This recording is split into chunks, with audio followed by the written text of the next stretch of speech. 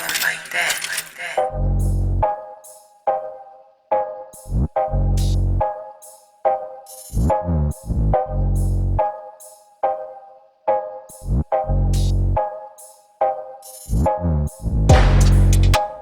You're watching another episode of Highly Respected with yours truly, Miss Streetz, and I have a dope guest with me today. He goes by the name of Keen Streetz. What's good?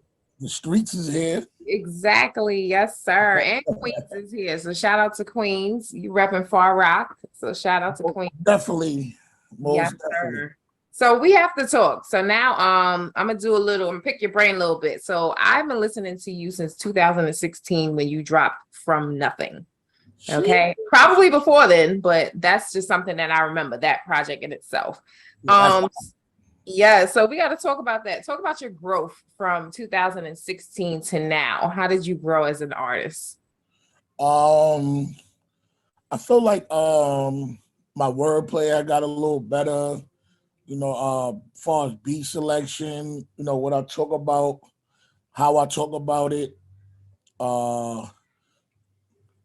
just overall as an artist, just making sure, the music, even from sound. I remember back then I wasn't really even getting music mixed. Like it would just be raw.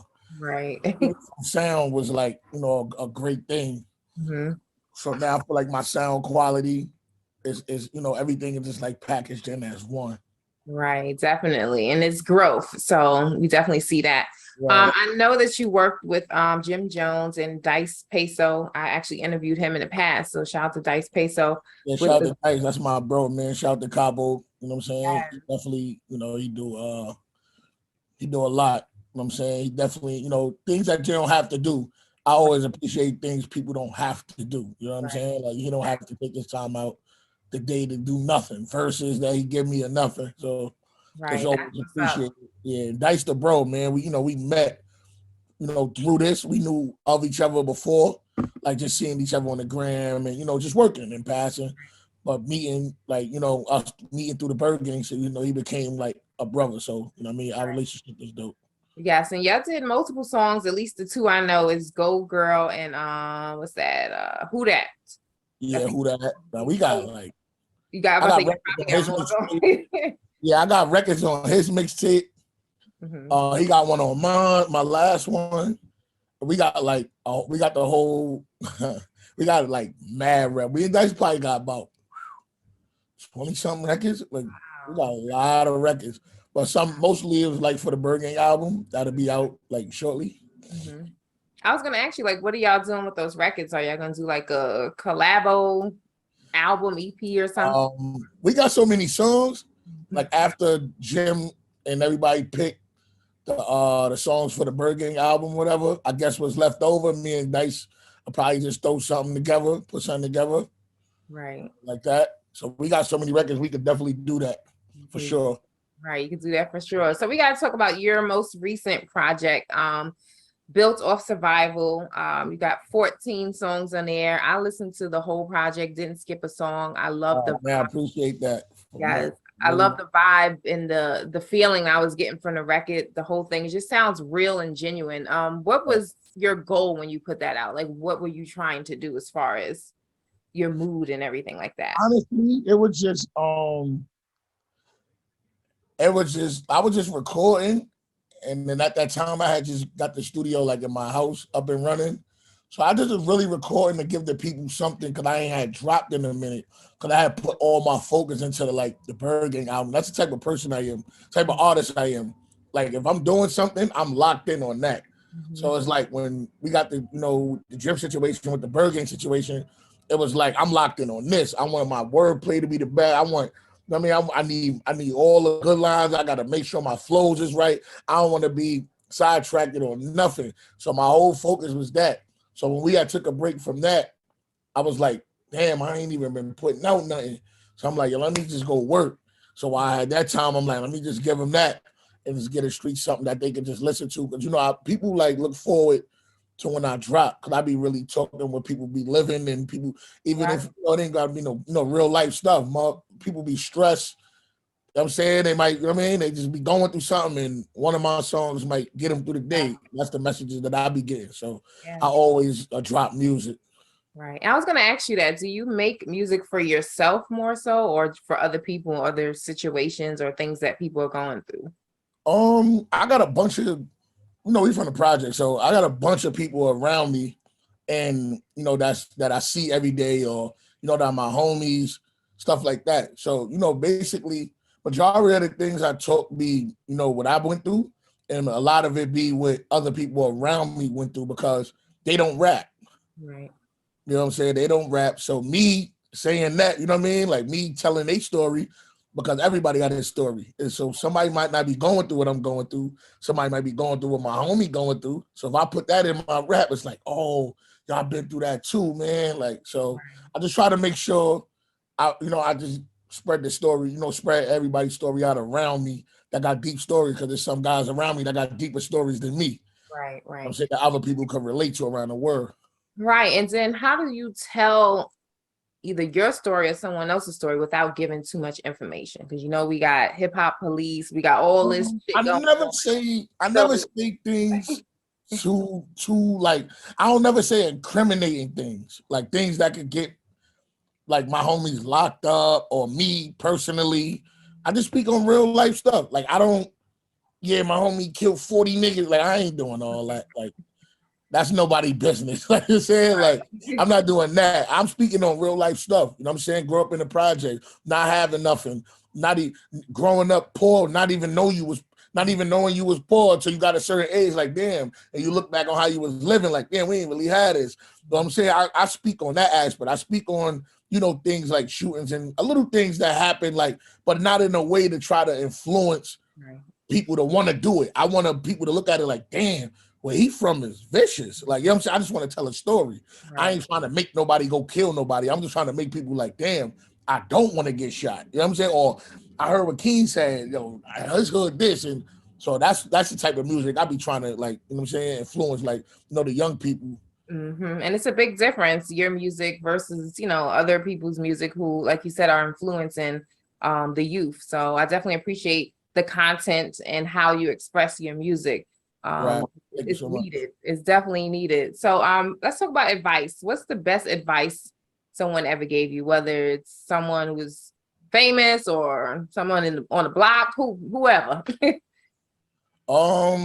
I've gotten a lot of good advice from famous people to regular hood famous people or just hood people, period. But it always stuck with me to just never stop. Like that right there, don't never leave. So no matter my head, don't never leave my head. So no matter what I'm doing, it's just like never stop. Because you never know. You might stop Tuesday and your day was Wednesday. You know what I'm saying? Like your day might be Wednesday, but you stopped on Tuesday. You know what I'm saying? Or somebody might be following. You never, with social media right now, it's so small that everybody just kind of know everybody or everybody watching. So a person might be watching you and you stop Tuesday. He start like, you know what? And Wednesday, he start looking at you to see like, all right, let me see if I want to mess with this dude. And now you slacked off and you done blew your chance. You know what I'm saying? So it's like that whole just never stop to me. Like you just never stop. Whatever you're doing and stay consistent. That's all. Right. That's good advice. I know you spoke about beats earlier, but how do you actually pick your beats? I'm sure people send you a lot of stuff, but how do you pick your beats? To my liking, to my sound, after a couple years of rapping, I learned my voice. So I know my voice don't go with every beat and certain flows that I use, you know what I'm saying, like that. So I got like a bunch of producers. Shout out Money Mark, VR, Biggs, Dizzy, Willie, Semi, Scenario. Like it's so many of them. Like, but they all have different sounds. So if I need something like with a bounce, I hit Dizzy like, yo, I need something with a bounce, which I just did just now before we went on live. That's crazy. So I just hit him like, I need some bounce. I know Scenario could give me, he could give me the pain or stuff like that. Money Mark could give me the pain, things like that. Yeah. So it's like, and Scenario, like, with Scenario is he make me flow a different way. Like he'll give me something like crowd be like, yo, what the? And then I start to like, oh, the flow would be different. So they all just got different, you know what I'm saying? Like, and, so my man Rico too, he's from Connecticut. He got a hard sound, like, you know, when I want to talk like, so you know, all of them is just they give you all something different. Yeah. Well, that's dope. So speaking of beats and all that, if you could be an instrument, what instrument would you be and why? Yeah, I had to throw you off with the question. Right. That's a good question. And let me see. I would say